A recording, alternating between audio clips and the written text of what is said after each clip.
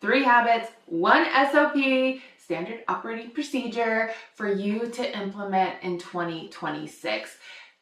As I said before, 2026 or the beginning of the year is always a great time for you to update your standard operating procedures, your job description. Maybe you've updated staff, you brought more people in, and so it's really important for you to set the standard moving into a new year. And honestly, with staff, it is more acceptable, I feel like, as an employee, to say, okay, new year, new rules, new year, elevated content. Like, it's an easier pill to swallow. So here's some things that I'd love for you to consider in your staging business moving into 2026. So whatever your standard operating procedure is upon getting a stage. So I'm going to kind of run you through this real quick. So the quote comes in, it's signed, you have it in your CRM, you're going to start picking and pulling and getting ready for this property, right? There should be some type of folder somewhere, whether you have a CRM, you use Google Drive, whatever that looks like for your business, right? So that's step one, getting everything. When your staff, when your team arrives to the home,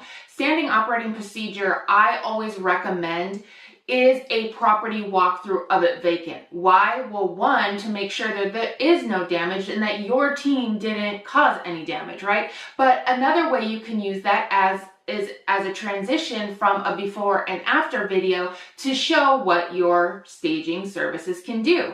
So number two, if it's a property you're really excited about staging, then I would set up the phone on a tripod, making sure, for the love of everything that's good, that the lens is clean, and just letting a time lapse run. Show them what your team does, all the stuff that comes in, how it looks sitting in a vacant living room, all of the tubs, all of the accessory, all the furniture. That really adds to your perceived value of what home staging does.